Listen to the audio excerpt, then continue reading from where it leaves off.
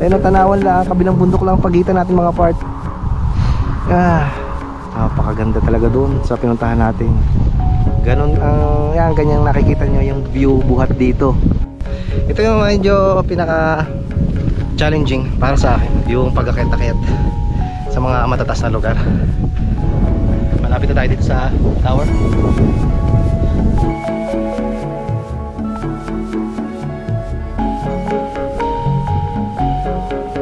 Hanap tayo ng magandang spot na pwede kong ipakita sa inyo or pwede kong ibahagi para yung kumbaga to promote na din ng aming lugar dito sa Batangas. Ang daming pwedeng puntahan dito sa amin sa Batangas City mga part.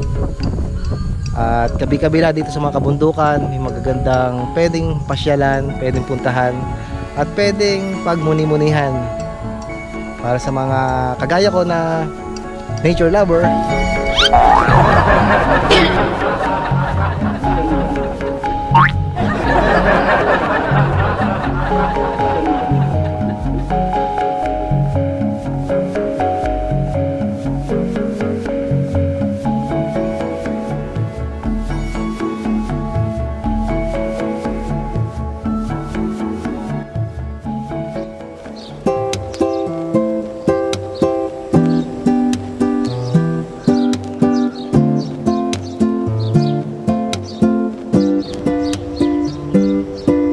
Napakagandang umaga.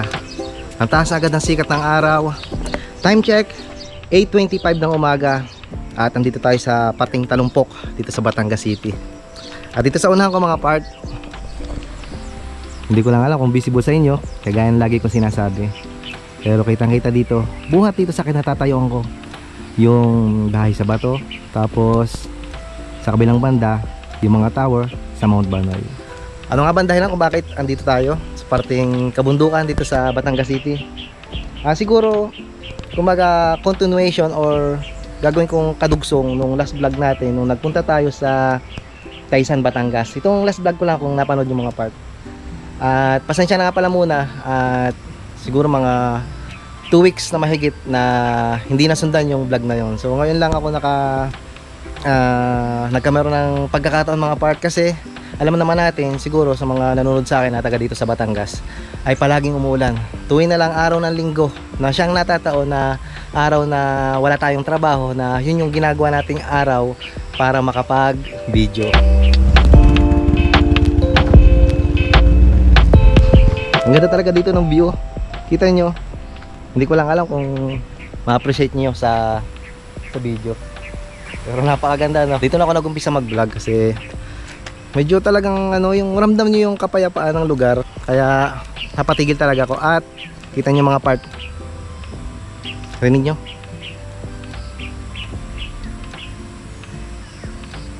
Hindi yan background music na ine-edit lang natin. Mismong nandiyan dyan yun, ang ibon. Diba? Mayroon tayong sounds ng ibon at napakalakas ng agos ng tubig dyan sa baba. So maya maya ay madadaan natin mga part. At nag-stop over nga lang ako dito. Yan sa may shades na yan. Napakaganda. Tapos may solar lights. At papakita ko lang yung dinaanan ko kanina. Medyo palusong dito at medyo nakakatakot. Tapos basa. Ayun o. Patas pa yun, buhat dun sa itaas. Hindi ko napapakita ng buo sa inyo mga part. At yun, buhat doon sa itaas, sabot ito sa baba ay may agos ng tubig at medyo malumot. Kaya medyo nagbagal ako dyan. At halos akayin ko na lang yung motor, yung nakababa yung aking paa. So yun, huwag na tayo magpaligo-ligo mga part. At pupunta tayo sa itaas na parte, sa Mount Banoy. At may nasabi ako dun sa last vlog ko nung tayo nagpunta sa Taysan, dun sa may Barangay Bakaw, na parang nakikita natin buhat dito sa Mount Banoy yung kalsada na pinakita ko doon sa vlog natin sa Taysan. So wala akong makitang video noon na andun tayo sa Mount Banoy, nakita natin yung kalsada doon. So tatry ko kung may pakita ko sa inyo na kung na doon tayo sa Mount Banoy, yung makikita natin yung kalsada doon. So yun pinaka goal ko, may pakita sa inyo. At isa pa yung may nadaanan ako 3 months na pala nakakalipas. nagkakita ako sa Mount Banoy. Meron yung para may ginagawang chapel. So titingnan natin kung okay na. Baka pwede tayo makatabay doon.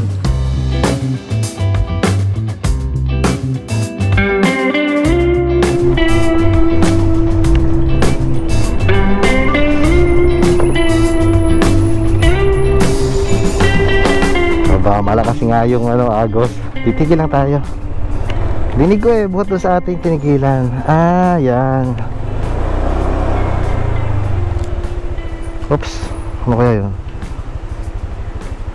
Para may unggoy na tumalon.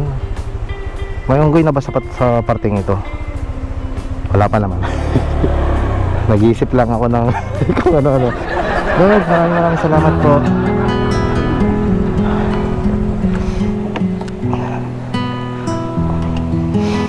Wow, ito yung narinig ko, yung agos ng tubig.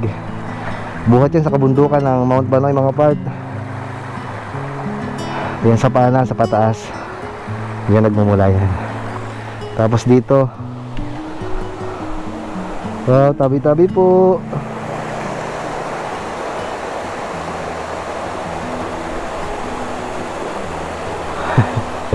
Ang ganda. Tapos yan ang aanhunin natin mga part. Sana makaya pa ni Blossom ang mga paakyat. At talagang hindi ko na may maintenance pa si Blossom. Hindi ko pa nakukondisyon.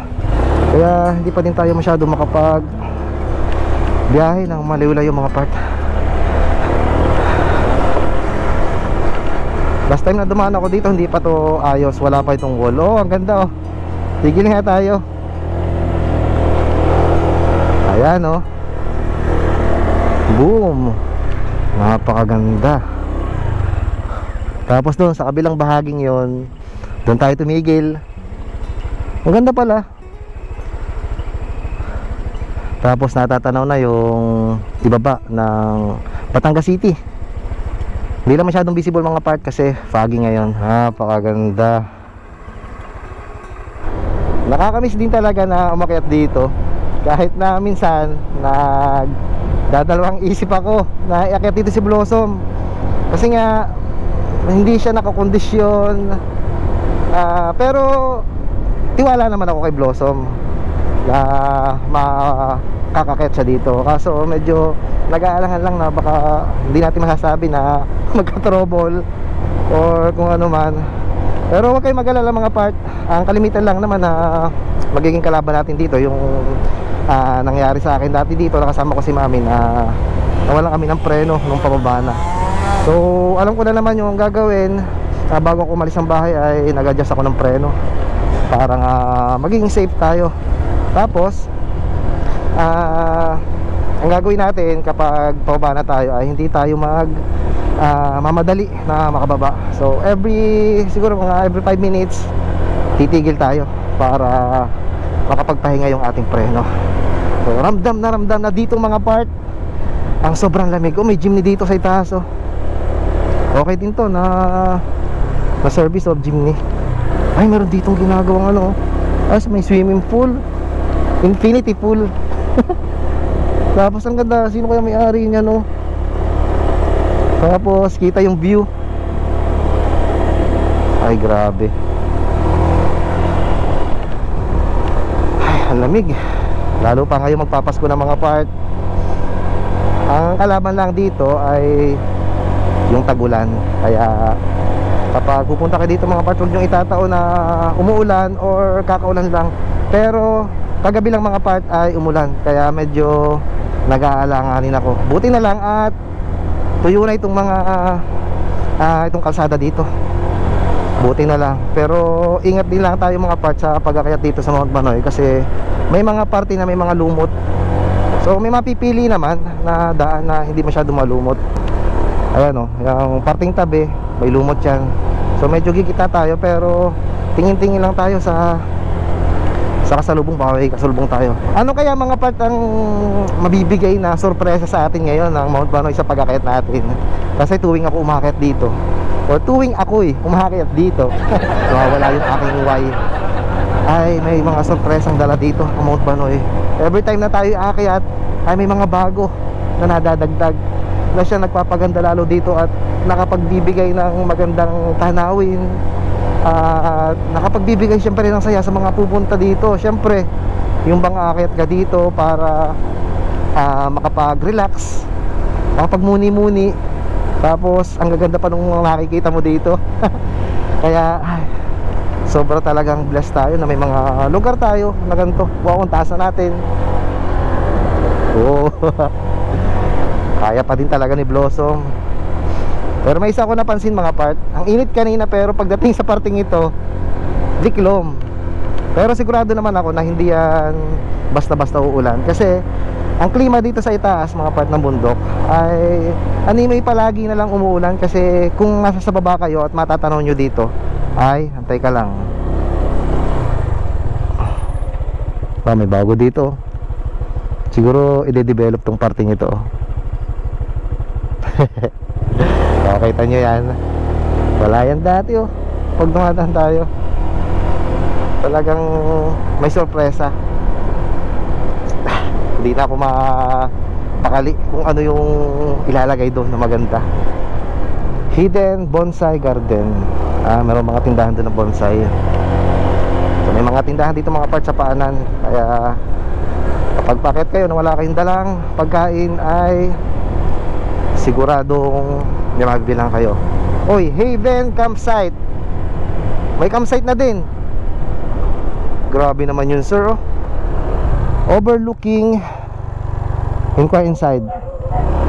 Bayos ah. 3 buwan pa lang tayong buhat nung tubas dito, eh meron agad yan ayun oh.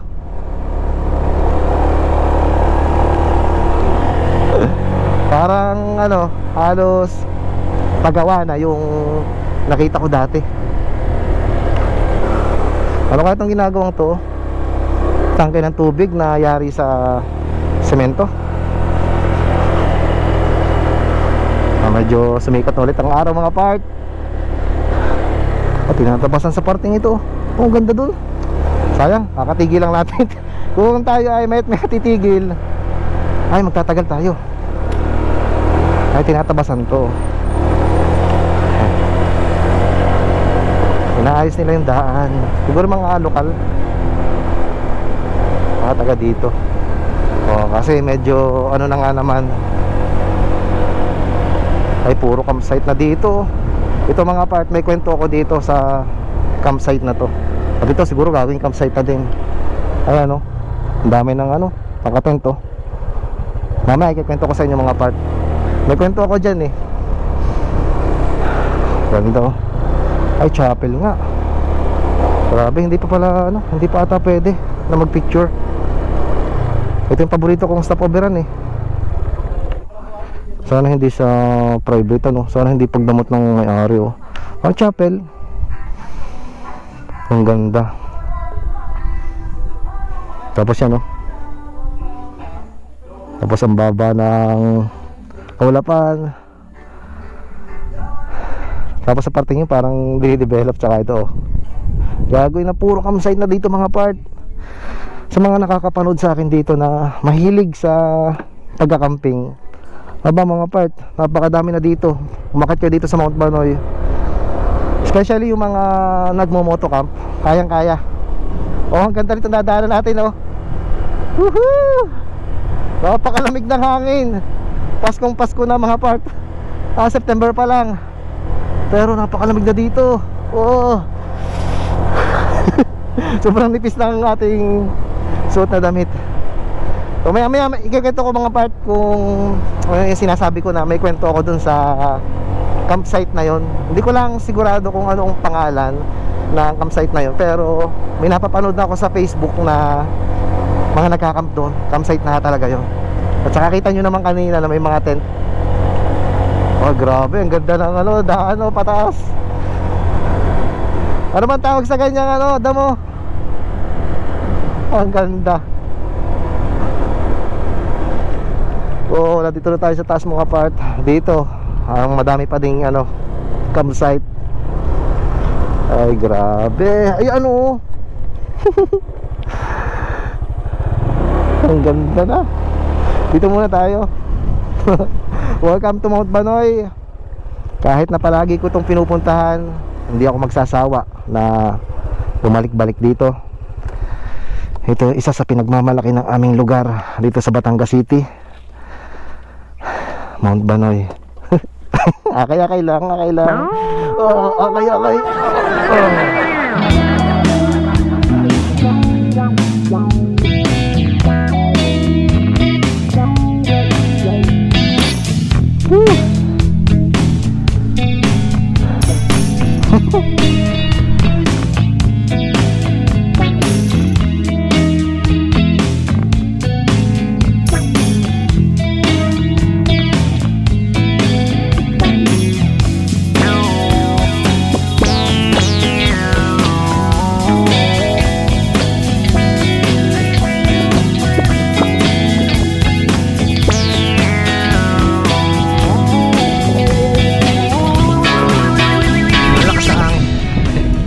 Ito yung medyo pinaka challenging para sa akin, yung pag-akyat-akyat sa mga matatas na lugar. Malapit na tayo dito sa tower. At yun, may lovers. Uy. So ito mga part, yung nasabi ko kanina na kumbaga kasundo ito nung video natin, yung last upload ko last 2 weeks na nakakaran yun mula nung sinut ko. Siguro hindi masyadong halata. Siguro mga bago ko ito i-upload ay mga 12 days na nakakaraan. Pero kung 12 days man nakakaraan buhat nung huli kong upload, ay siguro mga 3 weeks bago ako nakapag vlog ulit. So ito mga part, papakita ko na sa inyo. Naulit ko doon sa video ko nung nandun ako sa May Taysan. Flashback. Siguro mga 2 months na nakakaraan ay umakyat ako ng Mount Banoy. Tapos buhat doon ay minatanawan akong isang kalsada na buhat doon sa Mount Banoy. Kumbaga sa kabilang bundok may kalsada akong natatanaw. So ito na pala yun. Ito yung kalsadang yan, oh. Na sinabi ko, saan kaya ang ano nun? Saan kaya ang tagos nun? Kita niyo yung mga tao na yung mga part. Ayan, na doon tayo sa parte yun eh, sa may mababang parte ng tower. Ayun yung ay siguro hindi nyo kita. Visible pa din sa akin yung ano, sa personal ay kita pa din yung pinaka cross doon sa parang pinaka grotto doon sa ibabaw ng Mount Banoy. End of flashback. Kita nyo yung nasa mismong harapan natin na medyo malayo at medyo foggy kasi dyan ang gagaling yung ulap. Nadyan lang mismo yung pinaka, yan, harap na harap mismo natin. Kita din dito yung mismong pinaka kubo na tinambayan natin at yung kalsada. Hindi ko lang sigurado mga part kung may i-zoom ko, pero kahit paano ay gagawin ko ng paraan para makita nyo, o lalagyan ko na lang ng araw kung nasan tayo nung nakaraang vlog natin. Ayun ang tanawan lang, kabilang bundok lang pagitan natin mga part. Napakaganda talaga doon sa pinuntahan natin.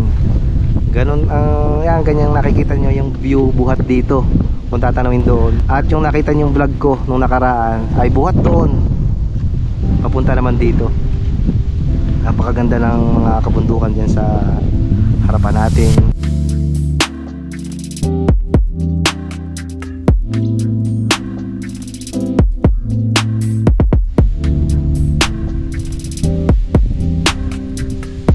Sa mga gusto nga pala mga part na mag-overnight ay may mga kubo dyan sa baba, oh. Sabi ni ate dun sa information kanina ay may nag-overnight daw kagabi. So dun lang kayo lalapit kung gusto nyo, or kung gusto nyo magtanong kung magkano yung bayad kapag mag-overnight dito. So kapag pupunta kayo dito mga part ay dyan kayo maglalag, parang pinaka-office nila. So kung kayo ay kagaya ko na nagbablog at may sticker kayong dala, may lagay doon ng mga sticker mga part, medyo papuno na. At ayun, pwede doon maglagay baga para ma-promote nyo din yung mga channel or page nyo.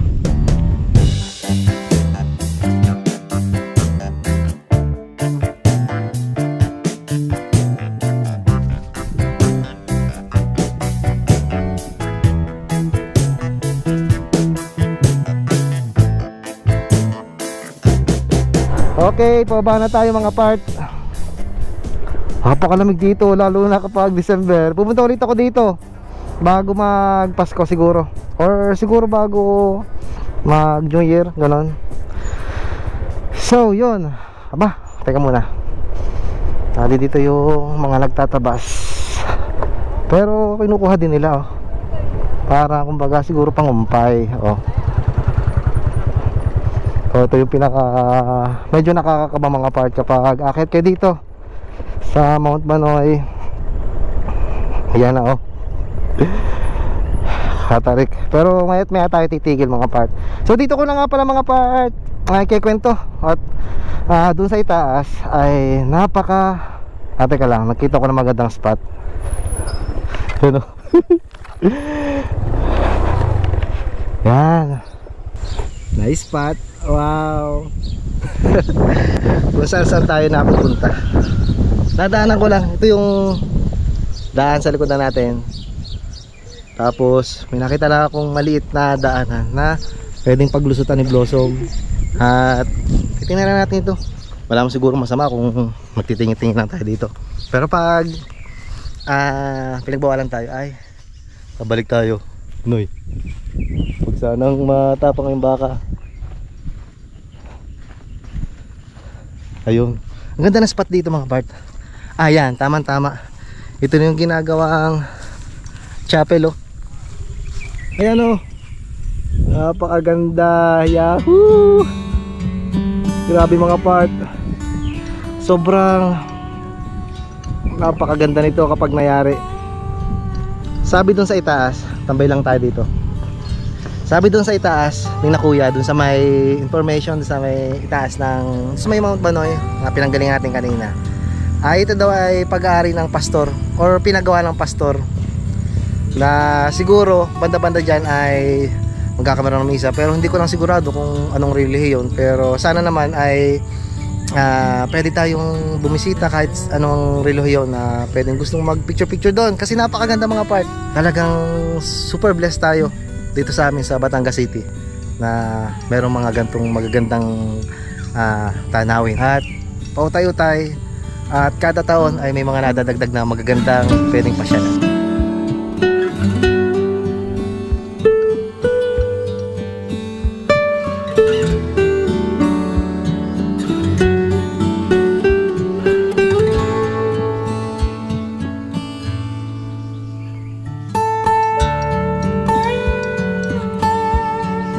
So tandaan nyo yung nasabi ko sa inyo kanina na may kwento ako dun sa campsite na nadaanan natin kanina.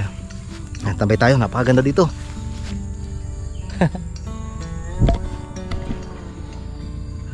Nasa ilalim tayo itong mga puno, oh. Grabe naman yun sir, tabi-tabi po. Nung hindi pa nagiging campsite yung parteng yun, ay nakapag-camp na tayo mga part. Tayong kauna-unahan, hindi ko alam, hindi ko sigurado, pero tayong siguro yung kauna-unahang nakapag-camp na na-i-upload sa Facebook at saka sa YouTube. Kaso nga lang, wala masyadong views yung camp natin doon. Pero ako yung kauna-unahan doon mga part. Doon ako nagluto, doon ako dito yung nag-almusal. Nagdala ako ng pwedeng lutuin. Kung panahon yun ay kumbaga parang nag-bumoto camping tayo. Pero ngayon ay hindi ko na masyadong ginagawa kasi sobrang tagal, ang hirap pa lang mag-camping mga part. Kaya ngayon ginagawa ko yung mga pasyal-pasyal na tayo sa mga lugar na pwedeng puntahan, hanap tayo ng magandang spot na pwede kong ipakita sa inyo or pwede kong ibahagi para yun, kumbaga to promote na din ng aming lugar dito sa Batangas. At ayun, gagalugadin natin ng mga magagandang pwede nating puntahan dito sa amin para may pakita ko sa inyo.